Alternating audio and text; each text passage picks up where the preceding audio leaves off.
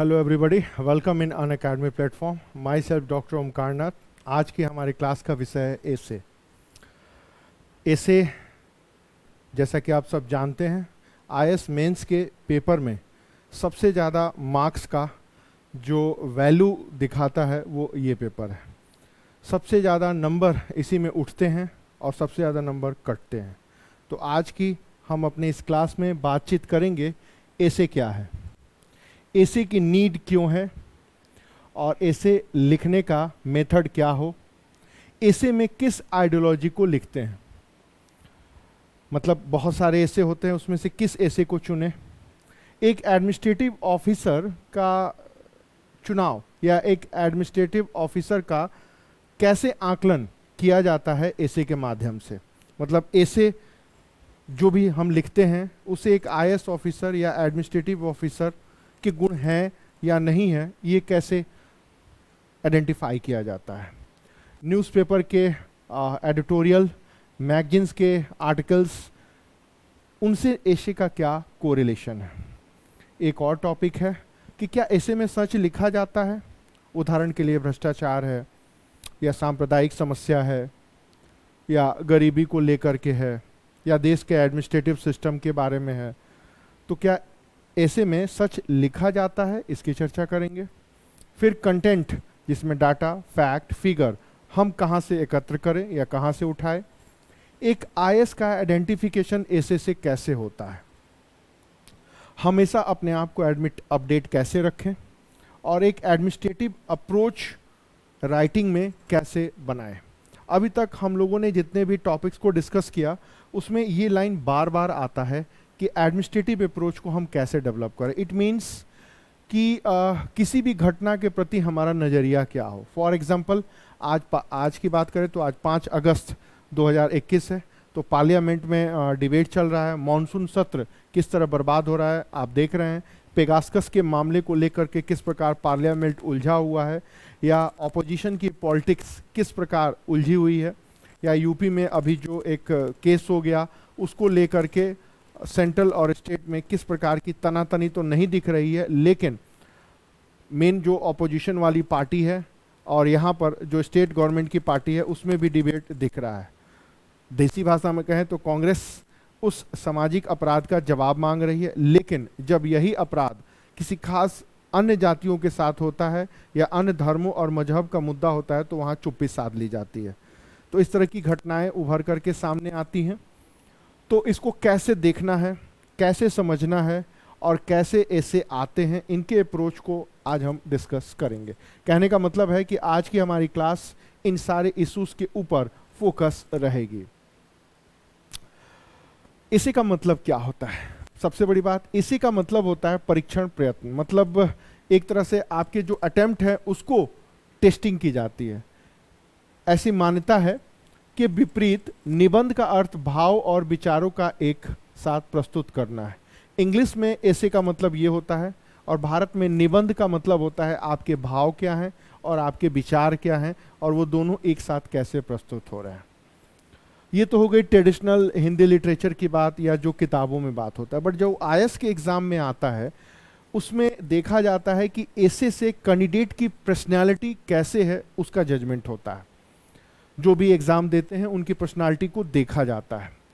इस personality judgement में candidate के इमोशंस, उसके थॉट, उसका एक्सपीरियंस, उसकी राइटिंग स्टाइल, उसका सब्जेक्ट का प्रेजेंटेशन और उसके आइडियोलॉजी का वे, बायसनेस, इन सब को देखा जाता है। अर्थात जो भी आप ऐसे लिखते हैं उससे आपके भाव, उसके आपके विचार, उससे आपका अनुभव, उससे आपकी भाषा शैली, उससे आपका विषय की पूरी समझ, उसका प्रस्तुतिकरण और आपकी दिशा कैसी है, या फिर आप किसी खास दल, खास धर्म, खास जाति या खास समूह के प्रति समर्थक हैं या विरोधी हैं, उनको हम पूर्वाग्रह बोलते हैं। इन सब का आकलन होता है।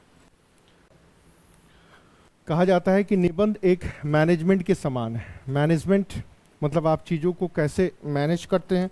अरे ये तो ऑन ही नहीं हुआ। ऑन है, ऑन है, हाँ चल फिर से बोलता हूँ। कहा जाता है कि ऐसे एक मैनेजमेंट के समान है। जो भी सब्जेक्ट है या जो भी पूछे गए इश्यूज हैं उसका factual, analytical, ideological presentation compulsory समझा जाता है कि आप अपने एसे में लिखें। तो ये कुछ मेजर कैरेक्टर हैं या मुख्य विशेषताएं हैं एसे से रिलेटेड। फैक्ट एनालिसिस के ही माध्यम से एसे के डायमेंशन दिए जाते हैं। मतलब कोई भी एसे जब आदमी लिखता है या कैंडिडेट से जो एसे लिखने की उम्मीद की जाती है तो उससे यह उम्मीद रखी जाती है कि वो अपने टॉपिक से जुड़े हुए फैक्ट, रिपोर्ट और एनालिसिस को लिखे। फॉर एग्जांपल, भारत और कश्मीर के बारे में लिखना है या भारत, पाकिस्तान और कश्मीर के बारे में, तो हिंदी बेल्ट के लोग वही तलवार निकाल के लड़ने वाली स्थिति जो न्यूज़पेपर में या समाचार पत्र में देखते हैं लिखना शुरू कर देंगे। बट ऐसा नहीं है। जब आप इसमें एडमिनिस्ट्रेटिव ऑफिसर की जब एसे को लिखते हैं तो आपका डायमेंशन एकदम एक आईएएस अधिकारी की तरह होना चाहिए। आपका एसे पूरा का पूरा एक विदेश मंत्री के प्रवक्ता की तरह होनी चाहिए, जो एकदम सहज और सरल भाषा में टू द पॉइंट बातें कहे। जैसे निबंध की भाषा की शैली सहज सरल प्रवाह के साथ चले, स्टेप बाय स्टेप लिखा जाए, ऐसी उम्मीद की जाती है। इस प्रस्तुतिकरण के माध्यम से कैंडिडेट की पर्सनैलिटी, उसकी थिंकिंग, उसकी अंडरस्टैंडिंग, उसका बायसनेस, प्रॉब्लम को जानने, समझने और सॉल्यूशन करने का डायरेक्शन, इन सब का आकलन होता है। सपोज आप भारत और पाकिस्तान के बीच में कश्मीर को लेके लिख रहे हैं तो ये भी लिख सकते हैं बम गिरा करके पाकिस्तान को हमेशा के लिए साफ किया जाए, या कश्मीर के सारे लोगों को मार दिया जाए, या ऐसे ऐसे तमाम तरह की बातें जो चीन, रूस, अमेरिका जैसे देश कर रहे हैं।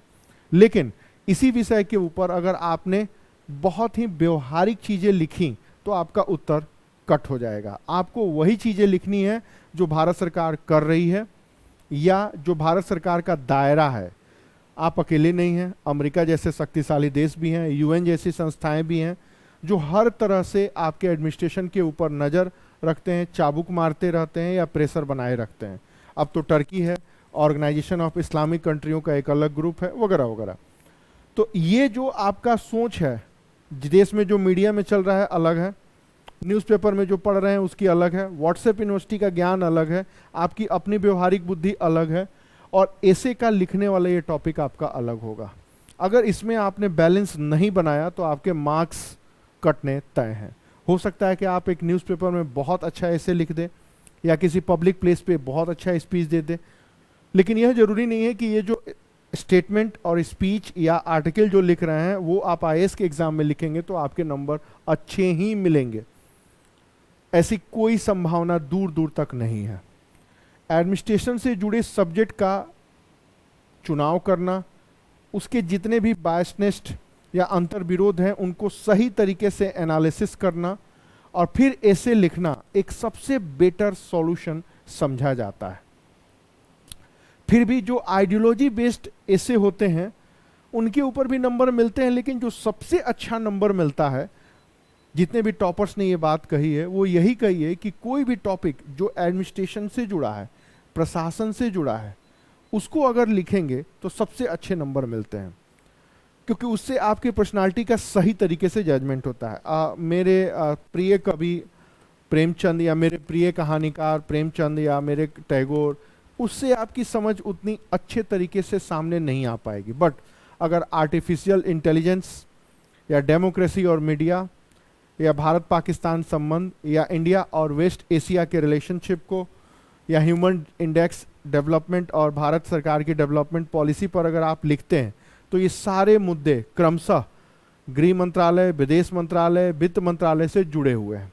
भारत सरकार इसको फेस कर रही है, सब लोग इसके बारे में जानते हैं। तो अगर आपका उत्तर इसी विषय से जुड़ा रहा और टू द पॉइंट रहा और बहुत ही सहज और सरल भाषा में रहा तो इससे आपकी पर्सनालिटी खुल के सामने आएगी, जितना मेरे प्रिय कहानीकार प्रेमचंद में नहीं आएगी। क्योंकि प्रेमचंद के बारे में एक निश्चित स्ट्रक्चर बना हुआ है, उसके बाहर भी जाने की कोई संभावना नहीं है और कोई उसका अर्थ है भी नहीं।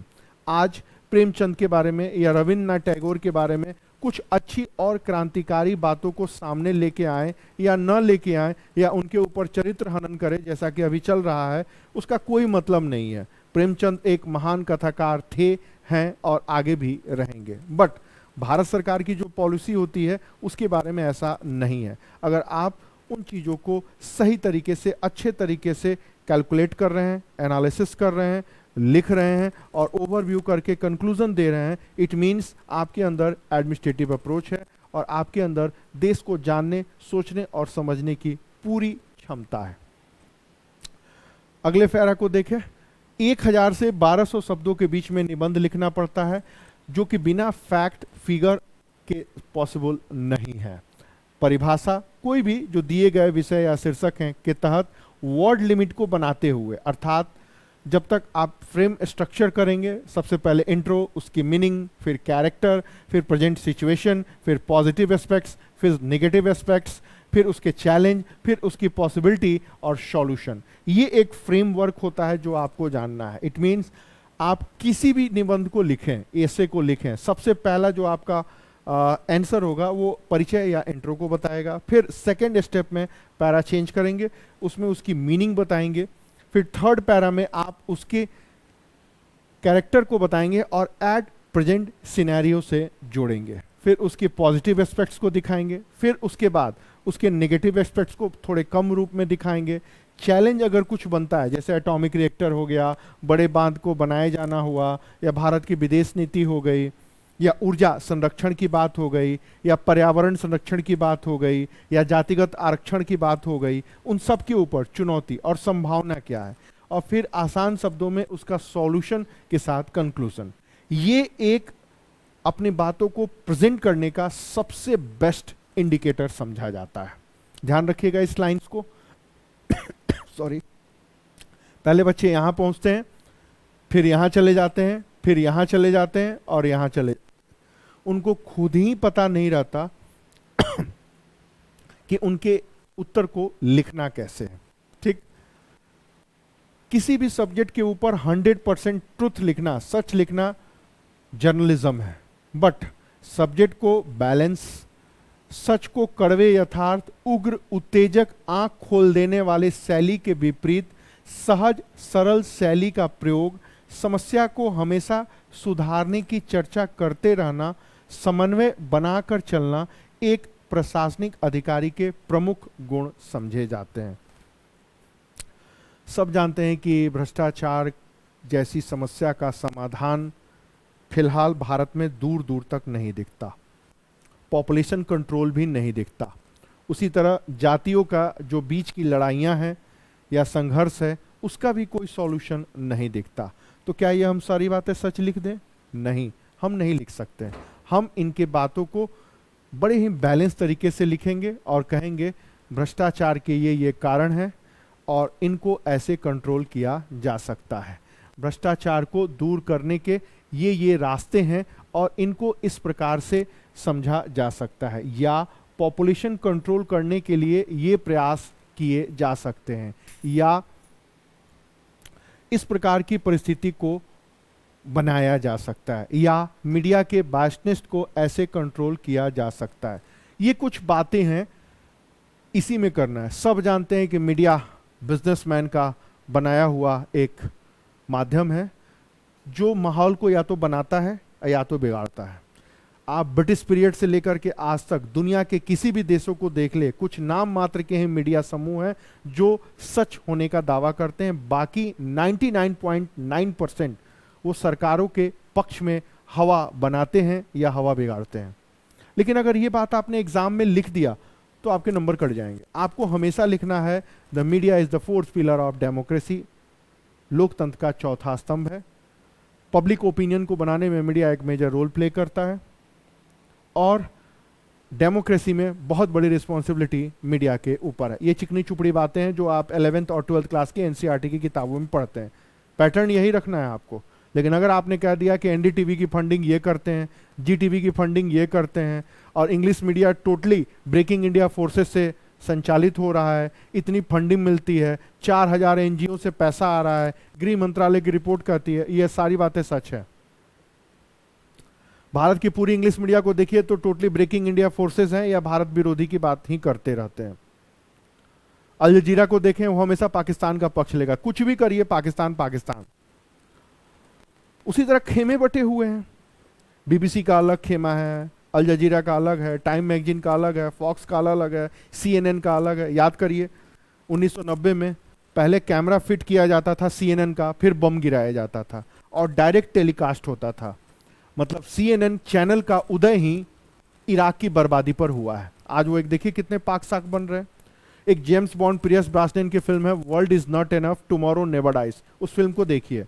या भारत में ही रण पिक्चर बनी है राम गोपाल वर्मा की, उसके बारे में भी दिखाया गया है कि मीडिया टोटली सरकार का एक भोंपू है, सरकार का एक माध्यम है, या पब्लिक ओपिनियन को बनाना, बिगाड़ना, मोड़ना मीडिया का काम है। और दुनिया भर के मीडिया इसी सांचे में चल रहे हैं। लेकिन ये बात हम एग्जाम में नहीं लिख सकते। हमें एग्जाम में वही लिखना होगा, fourth pillar of democracy, public opinion को ऐसे ऐसे सुधार करना चाहिए, जिसको हम बोलते हैं अपने भाषा में चिकनी चुपड़ी बातें। यही एडमिनिस्ट्रेटिव अप्रोच है।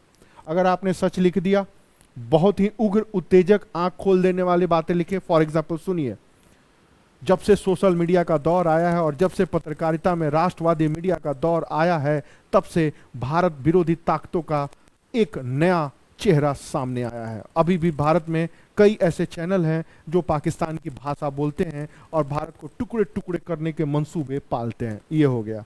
आपने किसके ऊपर अटैक किया आपको पता है। अब थोड़ा पलट दीजिए। देश में राष्ट्रवादी मीडिया के नाम पर ऐसे चैनल आए हैं जिनका एकमात्र उद्देश्य देश में हिंदू मुस्लिम के बीच में वैमनस्य पैदा करना और देश में गृह युद्ध के हालात पैदा करना है। आज लोगों के दिलों में इतनी नफरत पैदा हो गई है, इसका श्रेय उस मीडिया को जाता है। यह है भारत की गोदी मीडिया। इसमें भी आपने उग्र, उत्तेजित, आंख खोल देने वाले शैली को अपनाया। ये दोनों स्टेटमेंट सही हैं कहीं ना कहीं, कुछ ना कुछ, लेकिन इस दोनों प्रकार के शैली से दूर रहना है। अब कैसे लिखना है वो मैं आपको बताता हूं। ये आज देश की मीडिया अलग अलग विचारधाराओं में बटी दिखाई दे रही है। कहीं पर राष्ट्रवाद का तो कहीं पर सेकुलरिज्म का अपने अपने अर्थों में प्रयोग करते हुए खबरों की प्रस्तुतिकरण देने का माध्यम हमारे सामने आ रहा है। इससे देश बुरी तरह प्रभावित हो रहा है। सच या गलत दिखाने का दावा तो अपनी जगह है, लेकिन इस बात को तय माना जाए कि मीडिया अपनी सामाजिक जिम्मेदारी को अच्छी तरह नहीं निभा रहा है। इसमें बदलाव की आवश्यकता लग रही है। ये मैंने जो तीसरा स्टेटमेंट दिया, ये है एडमिनिस्ट्रेटिव अप्रोच वाले, जो बातों को एकदम सहज और सरल तरीके से लिख रहा है। क्योंकि ये क्वेश्चन IAS में पिछले ही साल आया था, इसलिए मैं आपको डिस्कस करके सामने मैंने लाइव आपको बताया। एक और है निबंध कैसे लिखें। अगला स्टेप है, सबसे पहले आप सब्जेक्ट का चुनाव करें कि आपको किस पे लिखना है। प्रीवियस ईयर में जितने भी क्वेश्चन आए हैं उनको देखें, उनको ऑब्जर्व करें और उनके बेस पर अपनी एक अंडरस्टैंडिंग डेवलप करें कि मुझे इस फील्ड के रिलेटेड ऐसे को लिखना है। अब चाहे वो फिलॉसफी हो, चाहे साइंस एंड टेक्नोलॉजी हो, चाहे एडमिनिस्ट्रेशन हो, चाहे इकोनॉमी हो, चाहे वो सोशल सेक्टर से जुड़ा हुआ ऐसे हो, तो आपको ये खुद डिसाइड करना है कि आपके अंदर की सोच, आपके अंदर की पर्सनालिटी, आपके अंदर का व्यक्तित्व किस चीज को पकड़ता है या किस चीज को सबसे अच्छे तरीके से ऑब्जर्व करता है। जैसे मैं अपनी बात करूं तो मुझे पॉलिटिकल चीजें बहुत पसंद है, मतलब देश में क्या हो रहा है राजनीति में। अब उसमें विदेश नीति भी आ जाती है। मैं अक्सर उन्हीं मुद्दों को उठाता हूं क्योंकि उसमें सच्चाई भी है। अब हिंदी जाति से बिलोंग करते हैं, बीमारू प्रदेश से हैं, बिहार, उत्तर प्रदेश, मध्य प्रदेश, राजस्थान, उड़ीसा, यहाँ तो ब्लड में पॉलिटिक्स है। आंख खोलें तो पॉलिटिक्स, आंख बंद करें तो पॉलिटिक्स, घर में पॉलिटिक्स, तो हर जगह पॉलिटिक्स है। तो पॉलिटिकल इश्यूज मुझे बड़े अच्छे पसंद है। उसी तरह आप खुद जज करें कि आप किस में कंफर्टेबल है, पॉलिटिकल इशू में, सोशल में, इकोनॉमिक में, कल्चरल में, फिलॉसफिकल में या साइंस एंड टेक्नोलॉजी में। तो खुद आपको डिसाइड करना है। फिर उस विषय का एक फॉर्मेट बनाएं स्टेप बाय स्टेप। फिर उसकी वर्ड लिमिट डिसाइड करें। जैसे एक पेज जो ये रहता है उसमें 200 वर्ड आते हैं, ऐसा आयोग मानता है। जैसे मैं बड़ा बड़ा लिखता हूं तो मेरे 2 पेज से ज़्यादा हो जाते हैं। तो आपको खुद अपनी वर्ड लिमिट को फॉर्मेट बनाना है। इंसर्ट सीट के बेस से अपने शब्द, स्टेटमेंट को पहले एडजस्ट करते हुए टिक या बिंदु लगा लें कि कितने शब्द किस स्टेप पर लिखना है। जैसे ये आपकी कॉपी है तो इंट्रो है तो यहाँ तक इंट्रो लिखना है, फिर कैरेक्टर यहाँ तक लिखना है, और फिर इसके पॉजिटिव एस्पेक्ट्स यहाँ तक लिखना है। ये आप 3-4 बार जब प्रैक्टिस करेंगे ऐसे लिखने में तो आपको खुद ब खुद आइडिया हो जाएगा। जैसे आप 4 व्हीलर या 2 व्हीलर चलाते हैं तो आपको आइडिया है ना कि कब उसकी स्पीड बढ़ानी है, कब कम करनी है, कब ब्रेक दबाना है, कब छोड़ना है, कब स्पीड खूब तेज करना है, ब्रेकर आ गया तो एकदम धीरे कर लेना है। उसी तरह यहाँ भी आप प्रैक्टिस अगर कर लेंगे तो आपको स्पीड या फिर ये कहिए वर्ड लिमिट का एडजस्टमेंट खुद ब खुद समझ में आ जाएगा। अंत में 200 शब्दों, लास्ट का जो कंक्लूजन होना चाहिए वो 200 वर्ड में आपका एनालिसिस पॉजिटिव, फ्यूचर को देखते हुए, कंट्री को देखते हुए, एक उम्मीद जगाते हुए होना चाहिए। ये निबंध का सबसे बेस्ट सॉल्यूशन माना जाता है। जैसे भारत की जनसंख्या है, ना कभी कंट्रोल हुई है और ना कभी होगी, कभी नहीं रह सकती है स्थिर। कारण भारतीय संस्कृति, आपका एक निश्चित उम्र में विवाह होना ही है और आपको एक निश्चित स्टेज के बाद माता और पिता की श्रेणी में जाना ही जाना है। सोसाइटी आपको रहने नहीं देगा। आप यूरोप और अमेरिका नहीं है कि अकेले रह ले या लिव इन रिलेशनशिप में रह ले या बिन विवाह के बच्चों को जन्म दे दें और छोड़ दें। नहीं, भारत धृतराष्ट्र का देश है, भारत दशरथ का देश है और ये संस्कृति पूरे भारत में व्याप्त है, तो पॉपुलेशन कम हो ही नहीं सकता। कुछ मायनों में ये फिलॉसफी बहुत अच्छी है जिससे सृष्टि चलती रहेगी और कुछ मायनों में नेगेटिव रूप में हमारे सामने आ रही है कि अब अगले 10 से 15 सालों में हमारी पॉपुलेशन इतनी ज़्यादा बढ़ने वाली है कि अगर उसको कंट्रोल नहीं किया गया तो सड़क पर चलना मुश्किल हो जाएगा। ये तो और भी मुश्किल होता है, कभी ट्रेन में जाइए तब आपको दिखाई देगा, शहर में कोई एग्जाम हो गया तो बेरोजगारों की भीड़ दिखाई देगी, या त्योहारों में दिखाई देगी, या तीर्थ यात्रा या प्रमुख स्थानों पर चले जाइए तो आपको लगेगा कि हम सचमुच 1.5 अरब होने वाले हैं। लेकिन फिर भी आपको अपने ऐसे में लिखना होगा कि हम दो हमारे दो के कॉन्सेप्ट को लाना होगा, पब्लिक को मानसिक रूप से तैयार करना होगा और इस तरह एक ओपिनियन बना करके जनसंख्या के ऊपर नियंत्रण करने की पहल की जा सकती है। यही लिखना होगा। इसमें आप पॉजिटिव बता रहे हैं, इसमें आप फ्यूचर को भी देख रहे हैं, इसमें आप नेशन को भी आइडेंटिफाई कर रहे हैं, इससे आपकी एक उम्मीद दिख रही है और इससे आपका कंक्लूजन एक बेटर आंसर राइटिंग का इंडिकेट हो रहा है। तो ये जो शब्द है लास्ट के 200 वर्ड, ये आपकी पूरी पर्सनालिटी को खोल के रख देते हैं।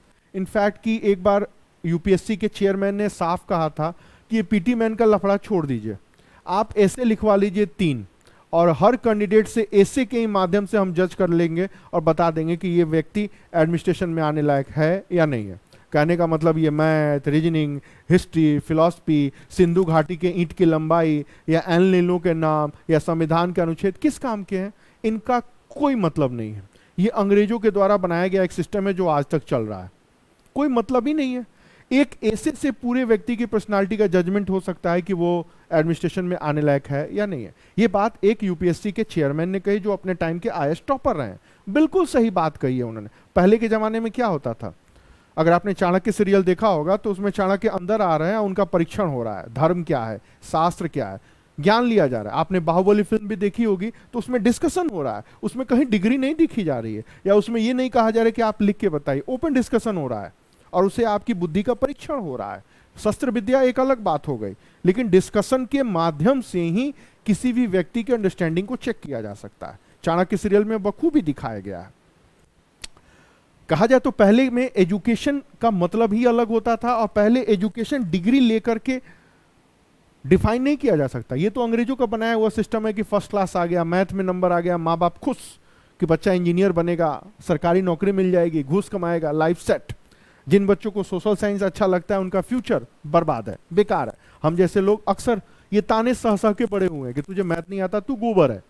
अब ये बताइए, मैथ जान के आईएएस अधिकारी के कुर्सी पर बैठने का मैथ का क्या मतलब है? उसमें अलजेब्रा का, ट्रिग्नोमेट्री का कोई मतलब तो है नहीं। मैथ उतनी ही आनी चाहिए जितना कि हिसाब किताब हो, उतना तो अनपढ़ आदमी को उससे तेज आता है। बनिए की दुकान पे चले जाइए, खटाक से कैलकुलेट कर लेगा कि इतने रुपए किलो है तो 100 ग्राम का क्या रेट होगा, बिना कैलकुलेटर के वो बता देता है। तो वो एक प्रैक्टिकल मैथ है। कहने का मतलब यही है कि ऐसे में ये सारी चीजों को देखना जानना बहुत जरूरी है। आपका उत्तर एकदम पॉजिटिव वे में होना चाहिए, फ्यूचर को देख के होना चाहिए और एक उम्मीद परक होना चाहिए। बहुत ज़्यादा अगर आपने सच लिखा, बहुत ज़्यादा रियलिस्टिक अगर आपने ऐसे लिखा तो फिर कई तरह की समस्या सामने आ सकती है। निबंध कई तरह के होते हैं। एक डिस्क्रिप्टिव मतलब वर्णनात्मक, दूसरा विवरणात्मक विवरण के अनुसार, प्रेरक कथाएं, और फिर अपना मोटिवेशनल या नैरेटिव।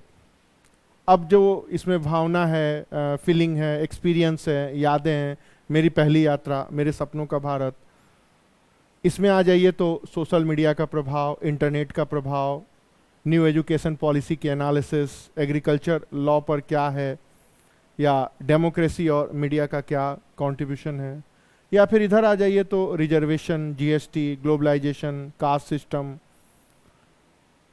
या फिर स्कूल का पहला दिन, ये वाला। अब प्रश्न उठता है कि इतने टाइप के एसे में सबसे बेस्ट एसे कौन सा है?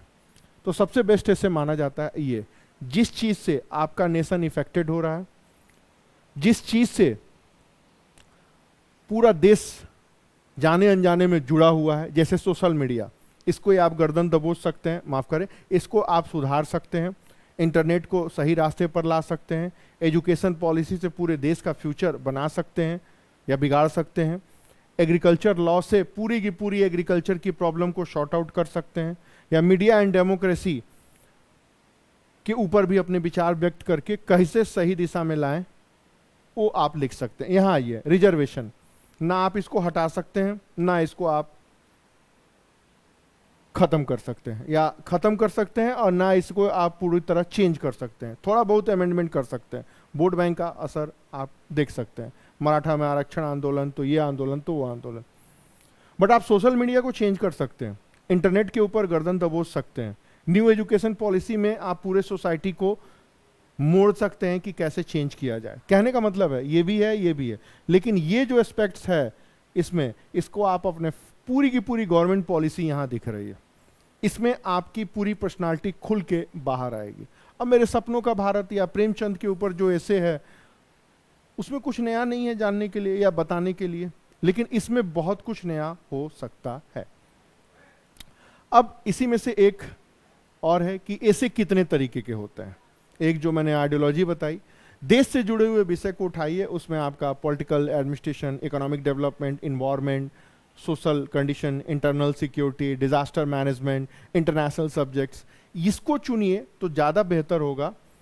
और देश से जो जुड़े हुए विषय हैं उसके ऊपर आपकी विचारधारा, आपकी सोच, आपकी समझ बेहतर तरीके से सामने आएगी।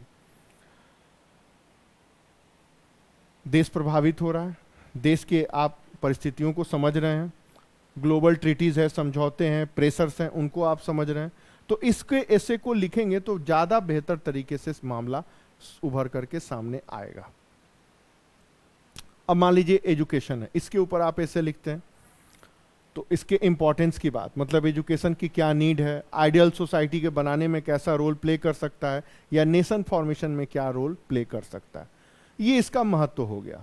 अब नेचर की बात करें तो प्राइमरी एजुकेशन, कमर्शियल एजुकेशन और हायर एजुकेशन, ये भी है।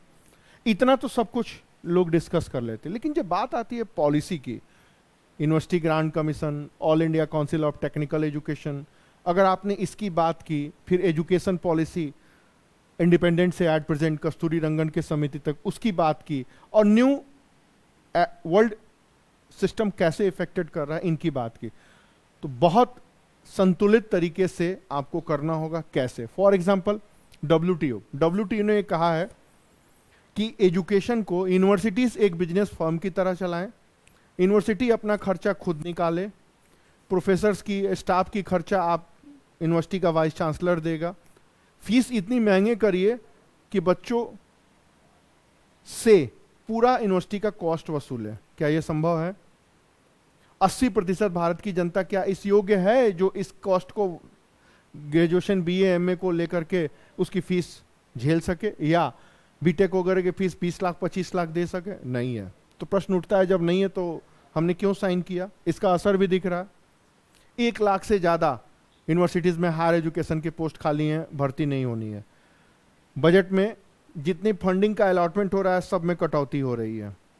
40% से ज़्यादा यूनिवर्सिटीज़ के स्टाफ का पोस्ट खाली है, नहीं भर्ती हो रही है। सारे जगह ठेके पर टीचरों की नियुक्ति हो रही है। दिल्ली यूनिवर्सिटी वगैरह में 1 साल काम करा रहे हैं, जा रहे हैं। बच्चे रेटिंग देंगे, अब बच्चे डिसाइड करेंगे कि टीचर अच्छा है, किस टीचर से पढ़ना है। तो क्या भारत में बच्चे इस योग्य हैं? लेकिन ये कह रहे हैं कि इसको पालन करें और इसका असर भी दिख रहा है। कैसे लिखेंगे आप इसको?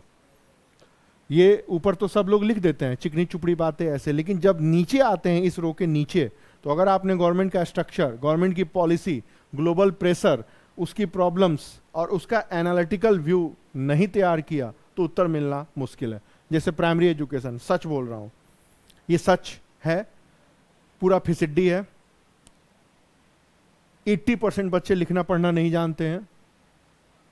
कमर्शियल एजुकेशन, 12% ऐसे टेक्नोक्रेट हैं जो काम करने लायक है, बाकी सब बेकार है। हायर एजुकेशन, सिर्फ 2% लोग हायर एजुकेशन में ऐसे हैं जो सच में कुछ चर्चा में आ सकते हैं। ये हालात हैं आपके यहाँ। पैसे लेकर के डिग्री बांटी जाती है, कानपुर यूनिवर्सिटी फेमस है, ऐसे तमाम यूनिवर्सिटीज का यही हाल है। 5 क्वेश्चन रट के एग्जाम निकालना, यूनिवर्सिटी बेरोजगारों का कारखाना बन चुके हैं, फौज निकालने वाला, ये तमाम तरह की चीजें हैं। अब ऊपर से WTO, ये और ज्यादा खोखलापन करेगा। भारत के जो हिंदी बेल्ट के लोग हैं, जो मध्यम क्लास वाले हैं, वो तो अब लग रहा है उनके हाथ से भी एजुकेशन जाएगा। ये सच है, लेकिन ये आप नहीं लिख सकते हैं। आपको एकदम सहज और सरल शब्दों में लिखना होगा। यही सामंजस्य बनाना है। और जिसने ये सामंजस्य बना लिया, जिसने ये अच्छे तरीके से कोऑर्डिनेशन कर लिया और अपने आंसर को लिख दिया, उसको 70% के ऊपर मार्क्स मिलेगा, नहीं तो 30% के नीचे। सच नहीं लिखना है, आंख खोल देने वाले वृतांत भी नहीं लिखने हैं। कोई शिक्षा से क्रांति नहीं आने वाली है। शिक्षा भारत में एक नौकरी पढ़ने का एक माध्यम है। जैसे मैंने पहले कहा, मैथ में नंबर आता है, माँ बाप खुश क्यों, बच्चे को सरकारी नौकरी मिलेगी, घूस कमाएगा, अच्छी जगह शादी हो जाएगी, समाज में स्टेटस बनेगा। लेकिन उस मैथ से कोई देश की प्रगति नहीं हो रही है, क्योंकि एक बार नौकरी में जाने के बाद फिर गया वो मैथ। समस्या यही है कि भारत का जितना एजुकेशन का सिलेबस है, वो कहीं आज मौलिक रिसर्च या इनोवेशन देने के लायक बचा ही नहीं है। मार्क जुकरबर्ग का उदाहरण आपकी आंखों के सामने है। सुंदर पिचाई भी है, सत्य नडेला भी है। ये देखिए, अंडर 30 में इन्होंने दुनिया को बदल डाला। भारत में दुनिया तो छोड़ दीजिए, खुद को बदल लें एजुकेशन से, यही बहुत है। तो हमारे यहाँ एजुकेशन बस एक डिग्री है जो आपको नौकरी या फिर कहीं करने में, कि लड़का BA पास है, लड़का BA पास है, लड़का ग्रेजुएट है, बस इसके अलावा अन्य और कोई इंपॉर्टेंस नहीं है। उसके पीछे हमारी यही डिग्री लेने वाली पॉलिसी है। इसको आप कैसे डिफाइन करेंगे? समस्या यही है कि ज्यादातर लोग चिकनी चुपड़ी बातें चले आते हैं, व्यवहारिक स्थिति न जानते हैं, न समझते हैं, न लिखते हैं, और या फिर लिख देते हैं तो इतनी क्रांतिकारी बातें लिख देते हैं कि समस्या का निर्धारण बहुत मुश्किल हो जाता है। दूसरा ऐसे, इसी ऐसे को देखिए, अगर ये क्वेश्चन आता है कि शिक्षा किसी समाज के, राष्ट्र का निर्माण का दर्शन है, तो आप इसमें क्या लिखेंगे? या एक सभ्य समाज में आवश्यकता के लिए शिक्षा नीति में बदलाव की आवश्यकता है। ये 1200 शब्दों में लिखना है, तो आप क्या लिखेंगे? स्टेप बाय स्टेप चीजों को, सबसे पहले आप फॉर्मेट बनाएंगे, आप लिखेंगे इंट्रो, फिर आप महत्व की चर्चा करेंगे, फिर आप एनालिसिस करेंगे, प्रॉब्लम्स बताएंगे, न्यू एजुकेशन पॉलिसी को डिस्कस करेंगे, समीक्षा करेंगे, अपना अप्रोच बनाएंगे और कंक्लूजन देंगे। इतने पैरे में अगर आप 200, 300 शब्द भी लिखेंगे तो आपका ऐसे 100% कंप्लीट हो जाएगा और आपको मोर देन 65% मार्क्स मिल जाएंगे। होता क्या है कि बच्चे लोग यहां लिखते हैं, पहुंच जाते हैं यहां, या फिर यहां से पहुंच जाएंगे यहां, फिर जाएंगे यहां। जैसी उनकी पर्सनालिटी होती है, उलझे हुए, कंफ्यूज्ड, वो यहां पर भी दिख जाता है। ये आपकी पूरी पर्सनालिटी को दिखा रहा है कि you know about introduction, importance of education, and you know about what is the contribution of education in national development, in the making of society। समाज के निर्माण में, राष्ट्र के निर्माण में शिक्षा का क्या योगदान है, और कंक्लूजन देते हैं। लेकिन अगर आपने यहाँ सच लिखा कि बेरोजगारों की फैक्ट्री है, ये, तो यहाँ भी मार्क्स कटेंगे। तो आपसे उम्मीद की जाती है कि आप अपना मैनेजमेंट स्किल दिखाएं और स्टेप बाय स्टेप चीज़ों को रखें। एक और दूसरा टॉपिक लेते हैं, एग्रीकल्चर। जब एग्रीकल्चर्स के बारे में कुछ भी आए तो आपके दिमाग में एक फॉर्मेट होना चाहिए। सबसे पहले इसका इंपॉर्टेंस क्या है, मतलब इसका महत्व क्या है।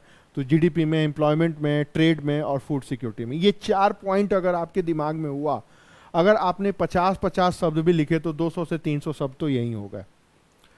ये पॉइंट रहे तो अपने आप लिख लेंगे। सबसे बड़ी बात है कि आपको क्या लिखना है यही नहीं पता चलता। ये पता तब लगेगा जब आप स्टेप बाय स्टेप चीजों को समझेंगे। दूसरा, पॉलिसी। तो ढांचा क्या है, स्ट्रक्चर क्या है और योजनाएं क्या, मतलब एजुकेशन को कैसे मोटिवेट हो रहा है। तीसरा क्या है, प्रॉब्लम। अब प्रॉब्लम क्या है, इंटरनल सिक्योरिटी है, आत्महत्या की प्रॉब्लम है, ऋणग्रस्तता है या चुनौती है। ये सारी चीजें हैं जो प्रॉब्लम के रूप में आएंगी।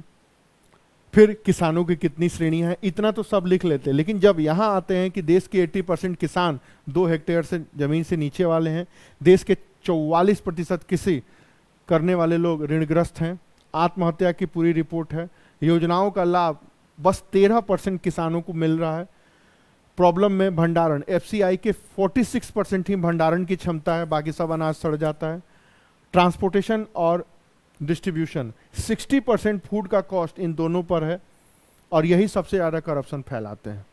ये मैंने सारी बातें बताई, ये नीति कमीशन की रिपोर्ट के ऊपर है, अक्सर अखबारों में आते हैं। तो अगर आपने अपने आंसर में ये सारी चीज़ें नहीं लिखी तो आपका उत्तर कैसे परफेक्ट माना जाएगा। मैंने ये सारी बातें हैं, ये कॉमन है, डेली इंडियन एक्सप्रेस पढ़ ले, हिंदू पढ़ ले, उसमें रेगुलर ये सब आते हैं, जो एक्सपर्ट रहते हैं वो चीज़ें लिखते हैं। तो अगर आपने अपने उत्तर में ये चीज़ें नहीं लिखी तो मार्क्स कैसे मिलेंगे, प्रॉब्लम यही है। ज़्यादातर लोग ये वाली बातें लिख देते हैं, इनको ये पता ही नहीं रहता। किसी से पूछ लीजिए कि भैया हमारे यहाँ एग्रीकल्चर के स्टोरेज की क्या कैपेसिटी है या ट्रांसपोर्टेशन क्या है, कुछ नहीं पता रहता। और ये कॉमन इंफॉर्मेशन है, एग्रीकल्चर लॉ के बनने वाले दौर में रोज अखबारों में आता है। फॉर एग्जाम्पल ग्लोबल प्रेशर क्या है, तो जो अभी चल रहा है एग्रीकल्चर आंदोलन में या विरोध आंदोलन में, उसमें मामला यही है, सरकार एमएसपी खत्म कर रही है। सच बात यही है कि डब्ल्यूटीओ की शर्त है कि सब्सिडी हटा दीजिए, सरकार सब्सिडी हटा दी, रसोई गैस महंगा, पेट्रोलियम महंगा, फर्टिलाइजर्स महंगे होने वाले हैं, सब्सिडी भी खत्म की जा रही है। आईएमएफ कह रहा है कॉन्ट्रैक्ट फार्मिंग लेकर के आइए, इसीलिए आ रहा है। सच्चाई यही है कि जो भी एग्रीकल्चर का कानून बना है वो मोदी सरकार ने नहीं बनाया, वो दूर अमेरिका वाले बैठ के बना करके दे दिए कि मिस्टर मोदी लागू करो, और लागू हो रहा है। क्या किसी अखबार में, किसी मैगजीन में आपने आईएमएफ का नाम सुना, डब्ल्यूटीओ का नाम सुना कि उसके प्रेशर में हो रहा? नहीं। एक भी किसान विरोधी आंदोलन, सॉरी एग्रीकल्चर एक्ट विरोधी आंदोलन जो चल रहा है, किसी किसान ने इनकी चर्चा की कि डब्ल्यूटीओ के बिल्डिंग पे धावा बोल दो, उसको तोड़ दो, या उसके ऊपर ट्रैक्टर चढ़ा दो? नहीं, ट्रैक्टर पुलिस वालों पे चढ़ाया जा रहा है। तोड़ना तो इनको चाहिए कि भाई तुम कौन होते हो हमारे घर के मामले को डिसाइड करने वाले। हमारे यहाँ एग्रीकल्चर रोजी रोटी है, 80% लोग का खाना मिलता है, और तुम कह रहे हो इसको खरीदने और बेचने का समाधान करें, ये तो सरासर गलत है। बट कोई नहीं जानता, तो आप जब जान नहीं रहे हैं, समझ नहीं रहे हैं, तो लिखेंगे कैसे? प्रॉब्लम यहीं आती है। अगर आप टॉप लेवल के एनालिटिकल राइटर्स को या एनालिटिकल्स आर्टिकल्स को नहीं पढ़े, एनालिसिस नहीं किए, तो आप लिख ही नहीं पाएंगे। फिर आपके मार्क्स कैसे आएंगे? क्योंकि दूसरे कहीं ना कहीं आपके इसी अप्रोच को एग्जाम में लिख रहे हैं, तभी उनके मार्क्स 98% तक चढ़ रहे हैं ऐसे में। मुझे आज भी याद है कि 3 नंबर काटा गया था किसी स्टूडेंट से जब उसने ऐसे को लिखा था। आखिर 3 नंबर क्यों कटे गए? उस बंदे का यूपी में भी आया था, उसमें 2 नंबर काटा गया। सोचिए कितना परफेक्ट होगा उसका ऐसे। उसने ये सारी बातें कही थी कि मैंने कुछ आर्टिकल्स पढ़े, सोचे और उसको एकदम प्रैक्टिकली लिखा, और फिर उसमें रिफॉर्म की बातें कही कि ये चीजें होनी चाहिए, ऐसे होनी चाहिए। वही बात है। तो अगर आपका फोकस एट प्रेजेंट के ग्लोबल प्रेशर्स, नई पॉलिसी के एनालिटिकल व्यू के ऊपर नहीं है, क्या करना चाहिए इसके ऊपर नहीं है, तो अगर आप सच लिखे तो भी आपकी लुटिया डूब जाएगी। अगर आपने चिकनी चुपड़ी बातें लिखी तो हो सकता है नंबर थोड़े मिल जाए, लेकिन फैक्ट, फिगर, एनालिसिस, डाटा और रिपोर्ट आपने नहीं लिखा तो आपको 60% से लेकर 90% के बीच में मार्क्स नहीं मिलेंगे। ऑनेस्टली कहें तो इसके ऊपर सारी चीजें आपको मैटर सहज सरल कहीं मिल जाएगा। इसके नीचे वाले पे आपको थोड़ा परिश्रम या हमारे जैसे किसी भी एक्सपर्ट की जरूरत पड़ेगी जो एग्जाम में फेल हुए हैं और जिनका एक्सपीरियंस ये इस बात का पता लगाने पर रहा है कि वो फेल क्यों हुए और वो उस चीज को सीख करके आपसे शेयर कर रहा है। एक अन्य टॉपिक लीजिए, एनवायरमेंट। जब बात की जाती है एनवायरमेंट की, तीसरा जो मेजर सेक्शन है, इंपॉर्टेंस ऑफ एनवायरमेंट, सिविलाइजेशन के निर्माण में कैसा है। आज पानी खत्म तो दुनिया खत्म। आज ही के इंडियन एक्सप्रेस में रिपोर्ट आई है कि चेन्नई का इंटरनल वाटर रिसोर्स खत्म हो चुका है। तो अब देखिए आपकी आंखों के सामने अगले 4 से 5 सालों में चेन्नई में पानी के लिए हाहाकार मचेगा। पीने को पानी ही नहीं है तो दुनिया के सारे अचीवमेंट लेके आप क्या करेंगे, तब जब समंदर बगल में है। एनीवे, सस्टेनेबल डेवलपमेंट या बायोडाइवर्सिटी, इन्वायरमेंट कैसे जुड़ा है, इन्वायरमेंट की डेवलपमेंट की पॉलिसी हमारी क्या रही है। अर्बनाइजेशन की जो प्रक्रिया बढ़ रही है उसका क्या असर पड़ रहा है, या फिर हम जो नेचर का उपयोग कर रहे हैं उसका क्या असर पड़ रहा है। तो हमेशा ऐसे प्रभाव से आएगा। अब वो प्रभाव इनमें से कोई हो सकता है, चाहे वो अर्बनाइजेशन का हो, या फिर सस्टेनेबल डेवलपमेंट का हो, या सिविलाइजेशन मेकिंग का हो, या बायोडाइवर्सिटी का हो। आएगा प्रभाव से और आपको लिंक करना पड़ेगा। सेकंड, गवर्नमेंट की पॉलिसी। अब पॉलिसी में प्रदूषण क्या है, कैसे है, ये सब कभी नहीं आता, वो गया जमाना। प्रदूषण को कंट्रोल करने के लिए गवर्नमेंट की पॉलिसी क्या है? For example disaster. अब डिजास्टर में बाढ़ है, सूखा है, भूकंप है, बिजली चमकना और इंसानों के ऊपर गिरना और इंसानों का मरना, ये सबसे बड़ा डिजास्टर है। बट भारत सरकार इसको डिजास्टर में काउंट ही नहीं करती। इसकी चर्चा हम एक अलग वीडियो में कर चुके हैं। अब डिजास्टर दो तरह के होते हैं, एक जो प्राकृतिक है, एक जो हम पैदा कर रहे हैं। तो नीति, पॉलिसी जब भी आएगा मैक्सिमम मार्क्स ये दे के जाएगा। इट मीन्स क्योंकि इसकी कोई किताब नहीं है, इसका कोई मैटर भी सहज और सरल तरीके से नहीं है। एक दो साउथ इंडिया के आईएएस कोचिंग वालों ने मोटी मोटी किताबें लिख दी हैं, लेकिन उसमें ये एनालिसिस और रिपोर्ट नहीं है, दुनिया भर के फैक्ट को उड़ेल दिया है। इकोसिस्टम, ये विज्ञान, वो विज्ञान है, और पागलों की तरह लोग पढ़ रहे हैं। ये भी नहीं कि पिछले 3 सालों के क्वेश्चन को टैली करें कि कितना आ रहा है कितना नहीं आ रहा है। अगर आपने न्यूज़पेपर नहीं पढ़ी, एनालिसिस नहीं पढ़ी, रिपोर्ट नहीं पढ़ी, जैसे उत्तराखंड में अभी बाढ़ आया चमोली में, क्यों आया, कैसे आया, किस तरह आया, या हिमाचल में आया, उसमें क्या हुआ, या बार बार क्यों आ रहा है, तब आपको बताना पड़ेगा ड्यू टू ग्लोबल वार्मिंग ये ऐसे मौसम में आ रहा है जो कि नहीं आना चाहिए। दूसरा, टिड्डी अटैक मार रहा है, ऐसे मौसम में टिड्डी अटैक मार रहा है जो उनका मौसम नहीं है। इस तरह की कई सारी घटनाएं हैं, वर्ल्ड लेवल पर हो रही हैं, भारत में हो रही हैं। अक्सर सारी बातें न्यूज़पेपर में आती हैं, ऐसा कुछ भी नहीं है जो न्यूज़पेपर से बाहर आ रहा हो। तो अगर आपने अंडरस्टैंडिंग डेवलप नहीं की तो आपके मार्क्स मिलेंगे नहीं। वो गया जमाना कि प्रदूषण के ऊपर ऐसे लिखे तो बच्चा प्रदूषण, प्रदूषण के प्रकार और प्रदूषण के प्रभाव पे लिख रहा है, ये सब ऐसे अब कहीं नहीं आता। पॉलिसी, वाटर कंजर्वेशन की क्या पॉलिसी है, इसको आपको जानना पड़ेगा। क्लाइमेट चेंज कंट्रोल कैसे हो रहा है वो भी आप जानिए, और डिजास्टर मैनेजमेंट को कैसे कंट्रोल करना है वो भी जाने। बड़े बड़े बांध बनाए, चीन का हाल देख लीजिए, पिछले हफ्ते जो चीन में भयंकर बाढ़ आई है, अब फिर मुद्दा सामने आ गया है कि बड़े डैम भारत के लिए नहीं दुनिया के लिए खतरनाक है। हम नीदरलैंड नहीं है जो समुद्र को पीछे ढकल करके बिल्डिंग बना करके शहर बसा डाले। इंडस वैली सिविलाइजेशन का तो खत्म ही हुआ पानी से, और भारत में हमेशा जल प्रलय की कथा है। दुनिया के हर धर्मों को निकाल लीजिए, इस्लाम धर्म में कयामत की रात है, ईसाई धर्म में जजमेंट डे है, और भारत में तो प्रलय की कथा है। मत्स्य अवतार उसी के वास्ते तो दुनिया सृष्टि हुई है, जब मछली का अवतार हुआ और मनु ने दुनिया की रचना की। पानी से सभ्यता बनती और पानी से ही सभ्यता खत्म होने वाली है।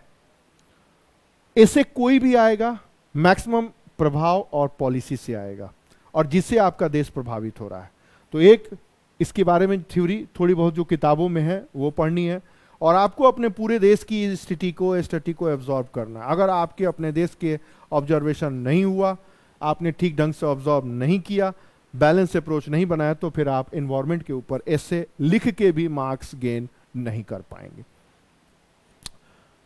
अब देखिए, जैसे एक शब्द है पक्षपातपूर्ण मीडिया लोकतंत्र के लिए खतरा हो सकता है, 2019 में आया हुआ आईएएस का सवाल।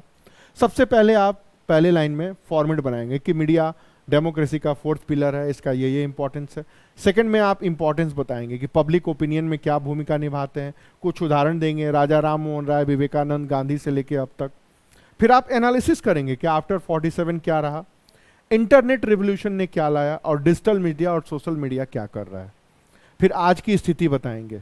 एक आइडियोलॉजी है उत्तर प्रदेश की समाजवाद, कांग्रेस की नेहरूवाद, सेकुलरिज्म, मिलीजुली संस्कृति, फिर उसके बाद माइनॉरिटीज, फिर कश्मीर प्रॉब्लम, पाकिस्तान, चीन से रिलेटेड प्रॉब्लम, रक्षा सुरक्षा, internal security, mob lynching, intolerance, Bangladeshi घुसपैठ का मुद्दा, और पड़ोसी देशों के साथ संबंध। ये इस मैटर और इस टॉपिक को देखिए, और 2 उदाहरण मैं दे रहा हूं, एनडीटीवी और जीटीवी। एक ही चीज को ये दोनों लोग अलग अलग तरीके से दिखाते हैं। एक को देखेंगे तो लगेगा केंद्र सरकार एकदम गलत कर रही है, बेकार कर रही है, देश में आग लगा देगी। दूसरे को देखेंगे तो अब तक सारी सरकारें बेकार है, अभी केंद्र सरकार सबसे अच्छी है। कुल मिलाकर देखा जाए तो मोदी के फेवर में और मोदी के विरोध में यही मीडिया चल रहा है। कश्मीर सब कुछ अच्छा था, सब कुछ अच्छा है, सब कुछ बढ़िया है, सब कुछ बढ़िया है, अभी मीडिया आग लगा हुआ है। चीन कुछ नहीं है, बस ऐसे ही है, चीन भारत से जल रहा है, भारत बड़ा देश है, आज लग रहा है क्या चीन भारत को हर तरीके से घेर के मसलने के लिए तैयार दिख रहा है। कहीं भी उसके मंशा में कोई परिवर्तन नहीं आया। डोकलाम से लेकर अब तक आपके सामने दिख रहा है। 5 करोड़ बांग्लादेशी हैं भारत में, पहले पता ही नहीं था, अब ये तक पता लग गया कि जिले में किस जिले में कैसे लोग हैं। ये दोनों मीडिया से ही है। अब इसको आप कैसे डिफाइन करेंगे? 2 शब्द हैं, secular media, nationalist media, NDTV, Zee TV. अब उसी के बीच में जाना है। दुनिया में किसी मीडिया को उठा लीजिए, सब के सब या तो सरकारों की हवा बनाते हैं या हवा बिगाड़ते हैं। याद है सीएनएन सन 1990 में जब इराक पे बम गिर रहा था तो पहले सीएनएन का कैमरा फिट होता था, बम गिराया जाता था और वो डायरेक्ट टेलीकास्ट होता था पूरे दुनिया में। तो सीएनएन वर्ल्ड में ऐसे ही जाना गया। जेम्स बॉन्ड की फिल्म है वर्ल्ड इज नॉट इनफ, और भारत में राम गोपाल वर्मा की पिक्चर है रण, और एक एकता कपूर की है मिशन इस्तांबुल। ये 3 फिल्मों को देख लीजिए, पूरे मीडिया की कारगुजारी कुछ कुछ इन लोगों ने दिखा दी है। कि पहले खबरें दिखाई जाती थी, आजकल खबरें बनाई जाती हैं, आजकल माहौल बनाया जाता है, आजकल हवा बनाया जाता है, या उलट दीजिए तो बिगाड़ा जाता है किसी भी चीज के ऊपर। अब सेंसरशिप की बात करें तो मीडिया मैनेजमेंट, गोदी मीडिया की समीक्षा, मोदीमय स्वरूप जो अभी इंदिरा में था। तो आज जो मोदी जी का दौर दिख रहा है, कभी इंदिरा गांधी का दौर था। इंदिरा गांधी तो पहले अखबार मंगाती थी और कुछ भी इंदिरा गांधी के विरुद्ध हो तो जेल में ठूस के पुलिस से तुड़वाती थी। गनीमत है कि आज तो कम से कम सोशल मीडिया है, खुल के आप प्रधानमंत्री की वाट लगा सकते हैं। पहले तो मुंह नहीं खोल सकते थे, तुरंत पहुंच जाएंगे संजय गांधी के गुंडे क्या पुलिस पहुंच जाएगी, उठा करके एक ही दिन में 1 लाख लोगों को उठा के पुलिस ने तोड़ा 1975 इमरजेंसी में। अब सेंसरशिप करेंगे तो फिर बवाल, क्या बवाल, अभिव्यक्ति की स्वतंत्रता खत्म हो रही है, मूल अधिकारों का हनन हो रहा है, वगैरह वगैरह। अब इसका एनालिसिस कैसे करेंगे? वही मैंने बताया, CNN, BBC world, WD, Fox, Bharat का नाम लिए बिना नाम लिए एनडीटीवी और जीटीवी, बिना नाम लिए खबरों को दिखाने की प्रवृत्ति का प्रकरण और सोशल मीडिया के आने के बाद से क्या असर पड़ा। तो ये जो ऐसे है, इसकी डिमांड यही थी। अब आप खुद सोचिए कि जिन लोगों ने ऐसे लिखा होगा, क्या वो ऐसे लिखे होंगे? अगर लिखे होंगे तो मोर देन 70% मार्क्स आएंगे, नहीं लिखे होंगे तो फिर वो समझ ही नहीं पाएंगे कि हमारे मार्क्स क्यों नहीं मिले। एक और टॉपिक देखिए, सॉरी इसी में देखिए, कुछ निर्देश। बहुत ज्यादा उग्र आक्रामक बातों का शब्द का प्रयोग न करें। बातों को कहने के लिए हमेशा इस तरह का संबोधन पकड़े, ऐसा देखने को मिला, कहा जाता है, आरोप यह है, दृष्टिकोण यह है। ऐसा देखने को मिला कि पहले के मीडिया सरकार की आलोचना में उतना विश्वास नहीं रखती थी। ऐसे आरोप लगते हैं कि वो लोग सरकार की भाषा ही बोलते थे, वगैरह वगैरह। सच लिखना आवश्यक नहीं। सभी जानते हैं कि फेसबुक, व्हाट्सएप दिमाग को कब्जा कर रहे हैं, प्रभावित हो रहे हैं। सभी जानते हैं कि CNN, BBC, NDTV, Zee TV, Republic सभी एक खास उद्देश्य को लेकर के चल रहे हैं। सारे बिजनेसमैन का पैसा लगा हुआ है इसमें, इनका बिजनेस है।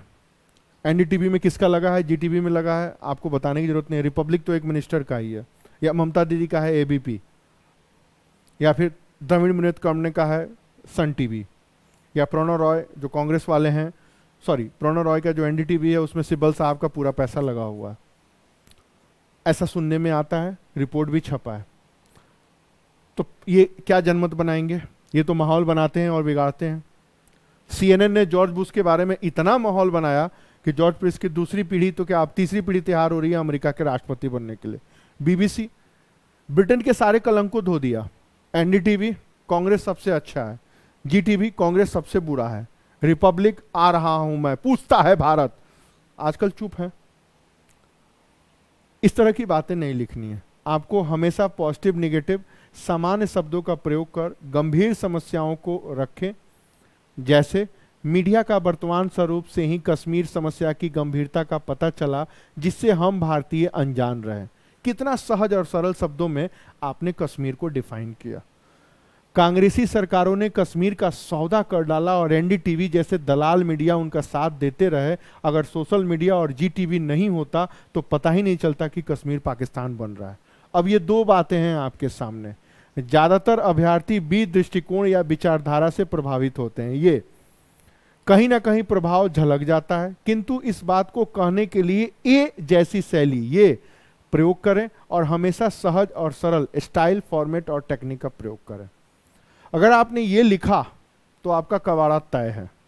पूरा हिंदी बेल्ट कहेगा हाँ बिल्कुल सही है, लेकिन अगर आपने ये लिखा, बातों को सहज तरीके तरह से रख दिया, तो फिर आपके ऊपर कोई अन्य और समस्या उभर के नहीं आएगी। दोनों पक्षों को कैसे रखें? अब देखिए, पक्षपात का लगता है आरोप कुछ उदाहरणों से देखा जाता है। कोरोना और तबलीगी जमात पर एनडीटीवी अलग, जीटीवी अलग, एनआरसी, मॉब लिंचिंग, राफेल सौदा, विपक्ष की बातें, सब पे दोनों मीडिया अलग अलग थे। फिर पक्षपात का आरोप 100% सही नहीं माना, मतलब जो कुछ भी एनडीटीवी ने कहा सब गलत निकला। सर्जिकल स्ट्राइक गलत, कश्मीर समस्या गलत, सीएए समस्या गलत, विपक्ष की नीतियां गलत, सरकार का मुद्दाहीन विरोध एकदम गलत, सारी चीजें गलत हो गई। अब इसको कैसे लिखेंगे? तो आपको लिखने के लिए विचारधारा का प्रभाव हर जगह देखा जा सकता है, मीडिया भी अपवाद नहीं है। आवश्यकता है प्रचलित खामियों, समस्याओं की चर्चा करते रहने की, कि लोकतंत्र सुचारू रूप से गतिमान रहे और मीडिया पक्षपातपूर्ण न होकर अपनी स्वतंत्र भूमिका निभा सके। ये एक आपका उत्तर है कि आप अपने बातों को कैसे सहज सरल लिखें। अगर आपने ये सब लिख दिया कि एनडीटीवी ने ये लिखा है, जीटीवी ने ये लिखा है, तो आपका कवाड़ा तय है।